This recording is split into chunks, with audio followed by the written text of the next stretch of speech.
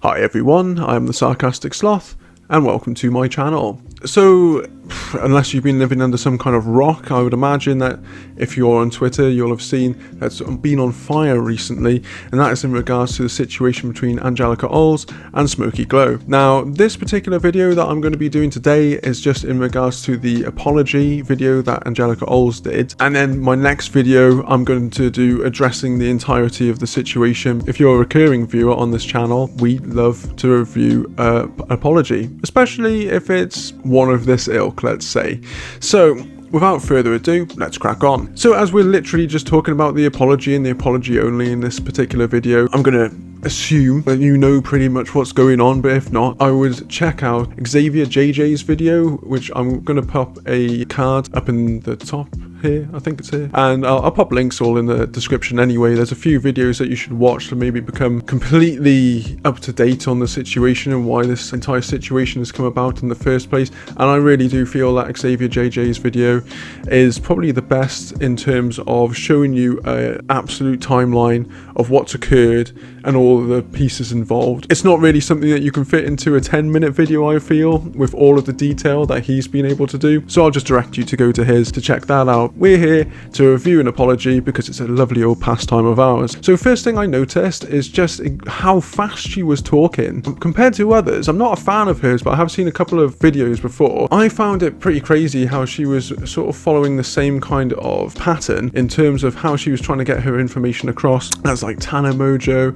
just sort of get it out as quickly as possible. I know this obviously wasn't as scripted, and you can see as such, there were obviously notes. For me, I'm just going to say this because I feel like I've seen enough of these apology videos by now to be able to comment on this and give a little bit of advice. So if you're watching this and you're getting some YouTuber malarkey and you need to make an apology, don't do a sprint with all the information in terms of getting it all out there. It would feel like it was a lot more considered, like the thought was actually considered, not like you're just reacting and giving the apology because that has been demanded of you. If you take it in a more considered way as opposed to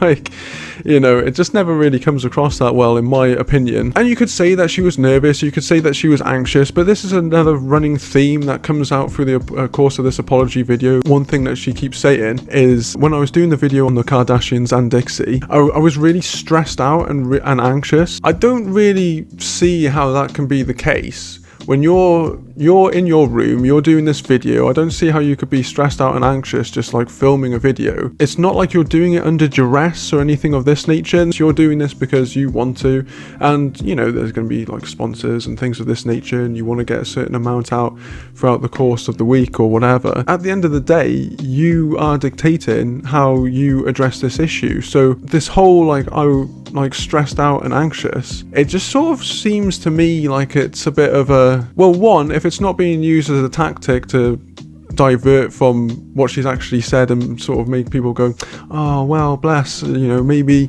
we shouldn't be so hard on her for these transgressions. It strikes me that maybe you should get that worked on. I'm not like having a go or anything like that, because I get stressed out, I get anxious, but you know what I do?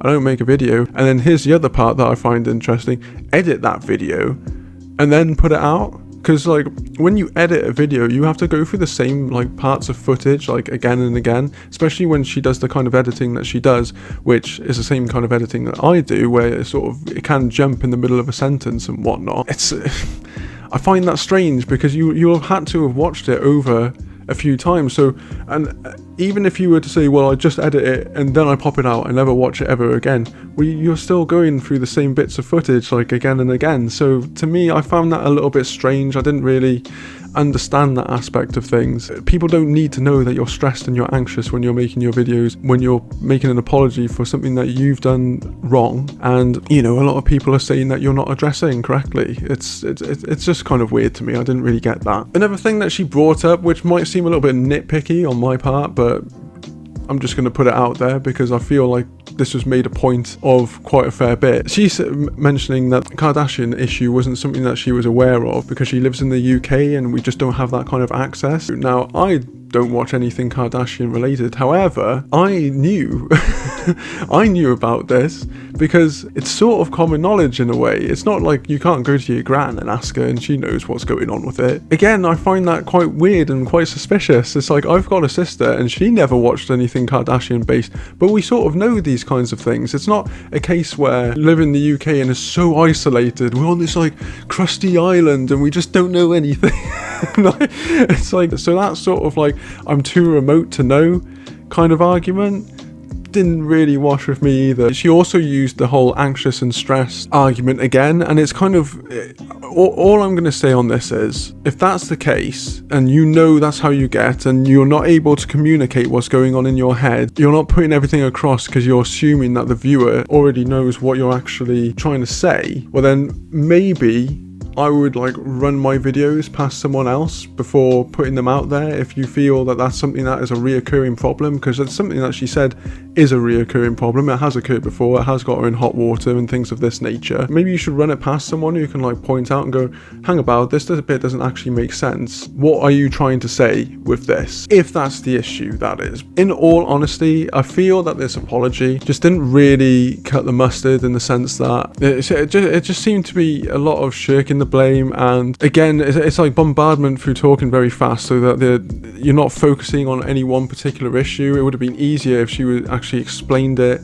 cohesively. I mean, the whole being stressed and anxious when she's doing her videos and that rubbing off, it seemed to be a reoccurring theme. I personally feel that was a bit of a tactic that she was using so that people wouldn't come down so hard on her, or at least she thought they wouldn't, because it would be like, bless, well she is trying, and if she was stressed and anxious, well we all get stressed and anxious sometimes, so maybe we should just like leave it alone, which isn't good enough really, because it's not as if it's not come about from some like petty YouTuber drama or something of that nature, like one person doesn't like the way she did something and some kind of conflagration has come about from that. It's to do with the fact that with her words she has hurt the BIPOC community, i.e. microaggressions. And the thing is as well, as a YouTuber, obviously I'm very small, I'm very, very small. I know I'm going to have some stands on here just telling me how small and shit my channel is, because that's just what happens. When you comment on another channel,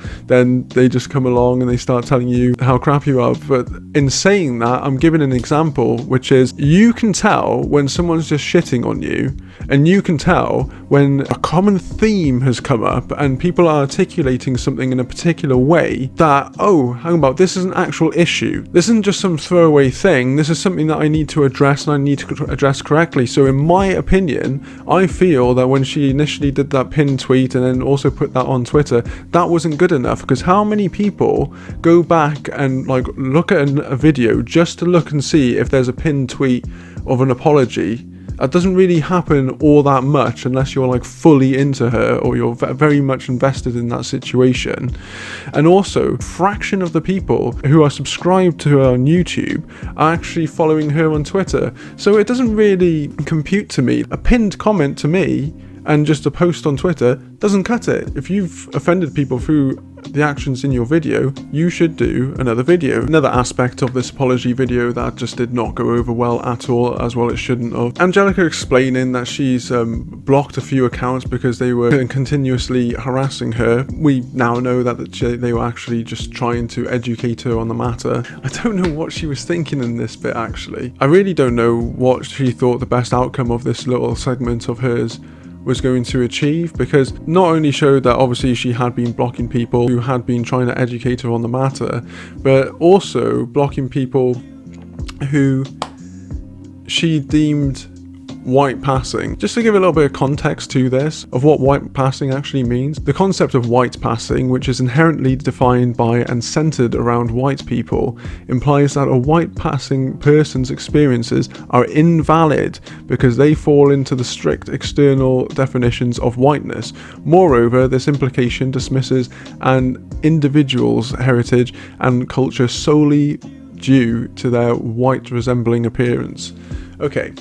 So if you're going to accuse someone of being white passing, you should definitely know what the definition is of that term. There's 4 straight off the bat that I can see, I'm sure you can see them too, that are not white passing at all. Like, you know, if you actually just looked at them, I mean, she actually took the time to cut them out and then put them up on this particular video, enlarged them for the purposes of the video as well, and still didn't notice, oh, hang about, these people aren't quote unquote white passing. I'm just going to state that they are and hope that my audience follows that blindly, because this apology as a whole, it was just bloody awful, really. It was done in a rushed way. There was a lot of sympathy, like, please, oh, I'm stressed and anxious, so please feel sorry for me. She didn't say, please feel sorry for me, but if you're saying that again and again in an apology, then that is basically what you're looking for, isn't it? Let's just be fair. And then she did this whole, you know, guess who thing with the profile pictures, which again, she didn't prove any of the point that she was trying to make. She said white passing. I could see 4 immediately, just immediately straight off the bat, that definitely were not white passing. I think personally that this was her reaction and it wasn't her being proactive in terms of the apology at all, because to me an apology is going, right, I understand what I did wrong, I actually understand it, my actions thereafter are going to be different because I don't want to repeat the same mistakes again. And then basically the next day, funnily enough, with one of the people that she commented as white passing, there's actually a content creator, Diana Plantana, who's been very vocal about this from August, when this all kicked off originally, and she had managed to dig up from, I think one was like 2013, and then it was 2014, 2017, of Diana using some derogatory terminology, you know, some N-words and some B-words that I'm not going to say, obviously, but it sort of showed me that it wasn't really about the apology at all. It was more about, like, sort of get off my back. What's also interesting about this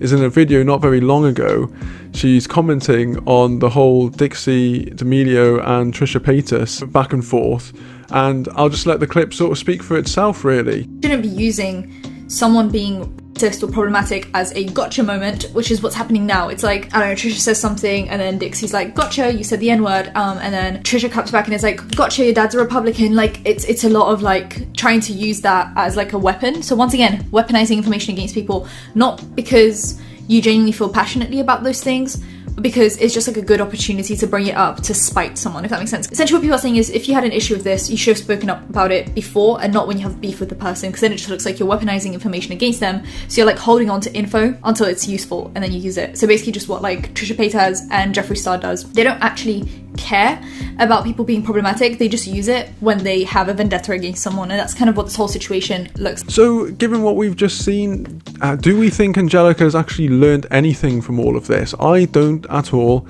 This is probably one of the worst apologies I've seen.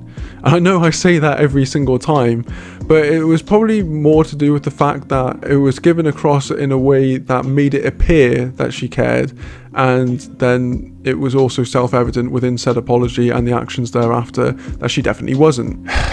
It's just constant, man. It's just constant. Like, I'm actually sick of it at this point in time. Until next year, I guess. If you've got any comments of what we've discussed today, comment down below. If you liked the video, then click the like button. And if you subscribe, that would be banging. But otherwise, stay safe out there.